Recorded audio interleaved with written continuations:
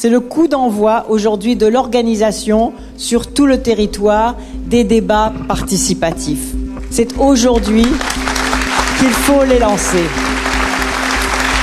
C'est bien là de vous organiser sous forme de forum participatif parce que ça va être un peu un test pour ensuite démultiplier, je pense, si ça marche, démultiplier ce type de campagne à travers le territoire.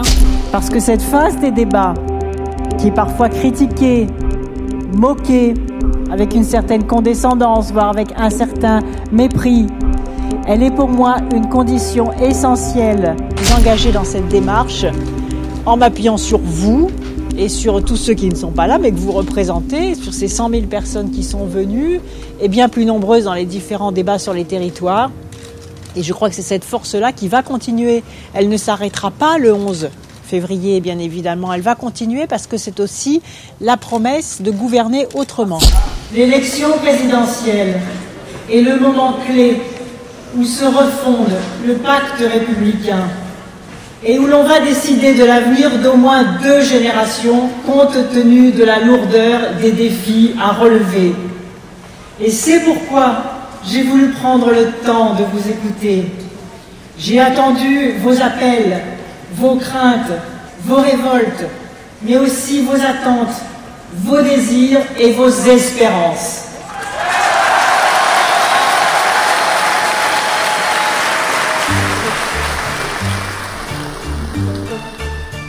C'est la fin des débats participatifs et c'est vraiment le début du programme qui annonce vraiment la campagne de Ségolène, enfin qui annonce la campagne de Ségolène comme les autres candidats auraient voulu la voir. Moi, attendu toutes les attaques qu'elle a eues depuis le début de la campagne et qui n'a pas changé ni sa méthode ni sa force, je pense qu'elle mérite vraiment d'être élue président de la République. Je suis mise à l'écoute des Français et des Françaises, c'est qu'ils aiment profondément la France. Et comme ils l'aiment vraiment, comme nous l'aimons vraiment, nous l'aimons grande, ouverte, accueillante, soucieuse de la misère du monde. C'est ce souci aussi que je veux porter. C'est ce message auquel je veux être fidèle. On dit les Français égoïstes, repliés sur eux-mêmes et leurs petits soucis, mais tout dépend de ce qui leur est proposé. Car notre peuple est aussi un peuple généreux. C'est le peuple qui a inventé les médecins sans frontières et les médecins du monde. C'est l'un des peuples où le mouvement associatif est le plus vivant. Et je serai la présidente de cette République-là, celle où l'on sera sans indulgence pour les dictateurs, quelle que soit leur couleur politique. C'est comme ça que je conçois, parce que je pense que c'est pas, il faut pas arriver avec un projet tout fait, etc. Et le présenter comme ça de but en blanc, mais au contraire avoir une démarche de communication vers les citoyens, de proximité. Et ça, je crois qu'elle sait le faire. Elle a réussi à trouver ce positionnement-là qui doit être, je pense, de manière générale, celui d'un politique à l'avenir, quoi. La gauche, si la gauche passe, je voudrais que ça change, surtout pour les jeunes, surtout pour la discrimination, puisque maintenant il y a des millions de jeunes qui sont sans emploi. Moi, le premier qui recherche un emploi et qui a à chaque fois un refus dans mes CV et dans mes lettres de motivation, il y en a marre, il faut voter. Je reprends la proposition de Jacques Delors d'ouvrir un chantier d'intérêt national. Aucun jeune diplômé ou qualifié ne doit rester au chômage depuis plus de 6 mois sans qu'une formation ou un contrat ne lui soit proposé. C'est un droit pour lui et un devoir pour tous. C'est ce que j'inscris dans le pacte présidentiel. C'est le droit au premier emploi pour les jeunes, au plus tard après 6 mois de chômage. Ce défi-là, nous le relèverons et nous le réaliserons, car de lui dépend la reconquête de la confiance dans l'avenir de la France. Moi je soutiens Ségolène parce qu'elle a une capacité d'indignation que n'a pas Sarkozy. Elle a une démarche intéressante dans la mesure où elle essaie de comprendre pour après faire une campagne juste, je dirais. Et donc je pense qu'elle a de toute façon elle a plus de compétences dans le sens peut-être pas la capacité à montrer qu'elle était très techno, très... Je cite des chiffres, je montre que j'ai raison, on n'est pas là pour élire un économiste, on est là pour élire une femme politique.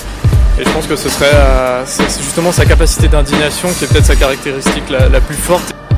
Aux discriminations, à la désertion des services publics, au chômage des jeunes, à ce sentiment d'abandon, à ce mépris. Non, hélas, rien, ou presque rien, n'a été fait. Or, chacun sait que si rien n'est fait, les mêmes causes produiront les mêmes effets, et que ce que la France a connu hier n'est rien en comparaison de ce qu'elle connaîtra demain, si, toujours, rien n'est jamais fait. Il y aura, je vous le dis, des émeutes d'une violence extrême et qui ne seront plus limitées au seul quartier dit sensible. Il y aura, si rien n'est fait, des gestes de désespoir radical, des actes de nihilisme sans pareil, qui laisseront les pouvoirs publics sans ressources et sans voix. Et la France entrera en crise. Et c'est tout le lien social qui, de proche en proche, menacera de craquer. Il y a urgence. J'ai la ferme volonté d'empoigner ce problème à bras-le-corps. J'en ai la ferme volonté.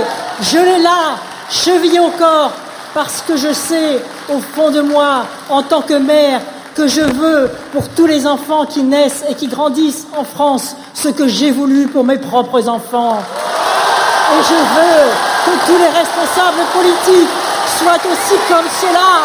C'est comme cela que nous réussirons à régler ce problème. Cet avenir, il est là, il est devant nous. Et nous avons l'obligation, l'ardente obligation de réussir. J'en fais aujourd'hui devant vous le serment. Vous êtes là pour que je tienne ma parole. Et cette parole, nous la tiendrons ensemble.